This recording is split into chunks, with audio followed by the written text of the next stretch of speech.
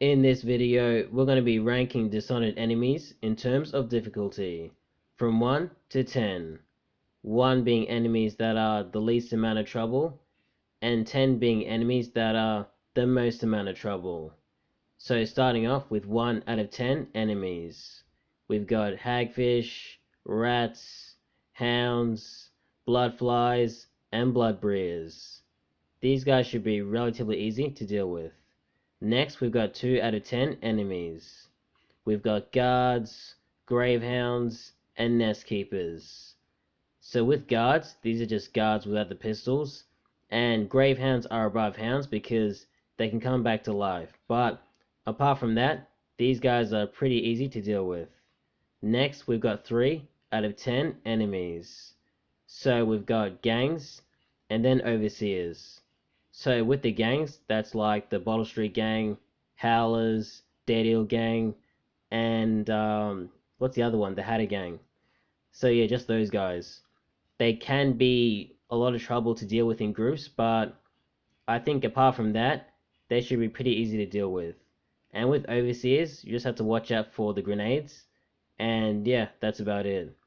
Next, we've got 4 out of 10 enemies. So we've got the music box overseers, we've got Granny Rags, the cultists, and officers. So starting off with officers, these guys are a handful because they've got pistols. They can shoot from range, and they're pretty accurate, so you've got to watch out for that. Next, we've got the cultists, so these guys can be a lot of trouble because they do have powers of the outsider. They don't have the mark, but they can use, abilities from runes, so that can be quite troublesome, but I guess it shouldn't be too much trouble. You got Granny Rags, who is the most interesting person on this list because she's got abilities that, you know, can trouble you if you decide to deal with her, like, teleportation. She can turn into rats as well, like a lot of rats, not hundreds, but a lot. So, you know, that can throw you off. And then we've got the music box overseers, which are a lot of trouble because for some reason they're quite durable. It's really hard to take them out. So you've kind of got to have like some sort of game plan in terms of taking them out because if you're in the middle of a fight and a music box overseer just appears out of nowhere, it could be over because these guys are quite deadly. Next up, we've got 5 out of 10 enemies. So assassins, witches, the crown killer, and also elite guards.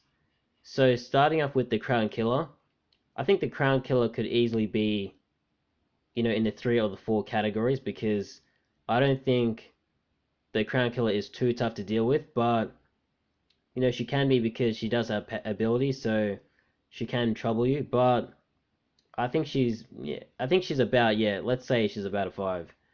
Elite guards could easily be higher up on this list because they are a lot of trouble to deal with, especially because they've got pistols, but also they're really good in close quarters combat. So you really got to watch out for that.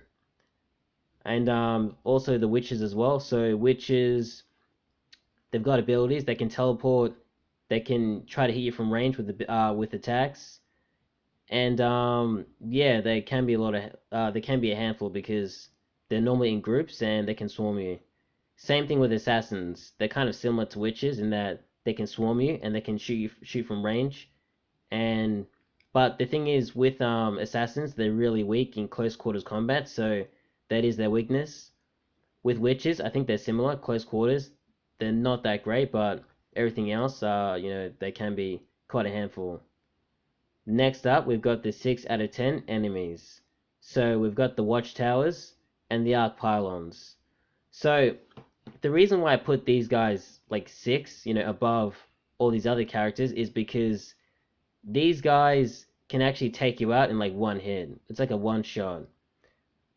Now, I don't think they're too much trouble to deal with, but the fact that they're so dangerous and they deal so much damage and they can catch you off guard, I think they should be around this part of the list. Even though I could have easily left them off the list because they're not exactly like humanoid or anything like that. Like they don't move around or anything. They just stay in one place. But yeah, I think they should be on the list though. Next up, we've got 7 out of 10 enemies. So we've got the Clockwork Soldiers and the Tall Boys. So these guys are really tough to deal with. They could probably easily be higher up on this list as well. So with the Clockwork Soldiers, they are extremely durable. If you try to hit them up close, in close quarters combat, for some reason they don't really go down too easily. You have to try and target specific points, on their body or personnel to try and take them out. But also, you can try to take out the head as well, which is the most effective way of taking down the Clockwork Soldier. It doesn't really seem to have many weaknesses, and that's one of the reasons why it's so tough to deal with. And then also we've got Tall Boys, so these guys are kind of similar to Clockwork Soldiers in that they're pretty tough to take out. Um, obviously you can use a pistol. Well, you can use a pistol with a lot of enemies, but with Tall Boys, it seems to be that it takes a lot of hits to try and take them out. So strategically, you have to try and target the way all tanks on their backs, which can be pretty tough, to hit a moving target because these tall boys aren't just going to stand around. They're going to try and shoot you with explosive bolts. So you've got to be on the move. And, like Clockwork Soldiers, try to take them out from above. Like, that's the best way to take them out. Next up, we've got 8 out of 10 enemies. Well, it's just one. Brianna Ashworth. I think Brianna Ashworth is probably the toughest person to deal with in the Dishonored series. One of the toughest. The fight is, well, if you decide to go that route, you fight her one on one, it is overwhelming. Like, she is no joke. She uses her ability, she can teleport, she can use that scream ability that really takes down your health and disorients you. Yeah, she's really, really tough. I think the best way to deal with her is either probably stealth it, and even if you do that, like, she can probably be alerted and like, um, it's really hard to take her out in just one hit. Or you can go the non-lethal route. That's what I do with a lot of enemies because that's the best way to take these guys out.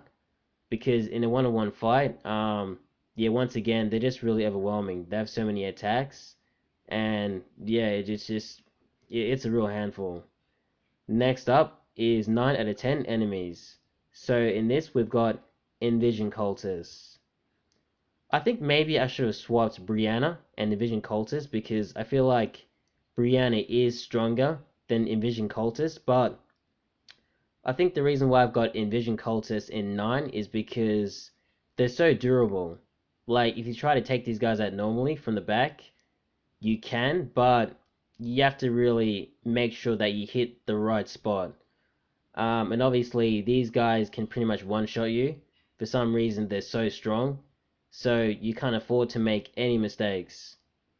And, I don't think I've fought any of these guys in groups before. But if I did, that would be absolute madness. And next up, we've got 10 out of 10 enemies. So in here, we've got Delilah Copperspoon and Dowd. So obviously, these characters are the strongest characters in the series to go up against. The fight with Dowd, you know, Dowd, I feel like he kind of cheats in the series, even though you can't really cheat. He has his assassins around him, so it's basically not just one on one. It's like a 10-on-1 fight when you fight him. So it's really overwhelming. You're gonna have your hands full. Obviously, you can use stop time against Dowd, so you can slow down his assassins, which I don't really get because apparently, according to the lore that I've read, assassins have the ability to be able to stop time. Well, Dowd's assassins, the Whalers. So if you do use stop time, it shouldn't stop his assassins as well. That's never really made much sense. I think that might be a mistake in their game, but whatever. And with Delilah, usually when you fight her, it is one on one, so you don't have to worry about her witches. But Delilah can be a handful as well. And depending on which game you play, if you're playing the Brigmore Witches, she's gonna like teleport around and like try to use her magical abilities. But if you're playing Dishonored 2, you basically have to try and take her out multiple times because she's kind of split herself up, so she's got different statues that you have to take out. So in order to take out the original, you kind of have to take out those ones first, or you can bypass all that and try to sneak up on her. So make sure you don't alert her, which can be pretty tough because somehow somehow she kind of like sees you coming or senses you coming, so she teleports away. So you really have to make sure you're really sneaky about it so you can take her out just using stealth. And that's about it.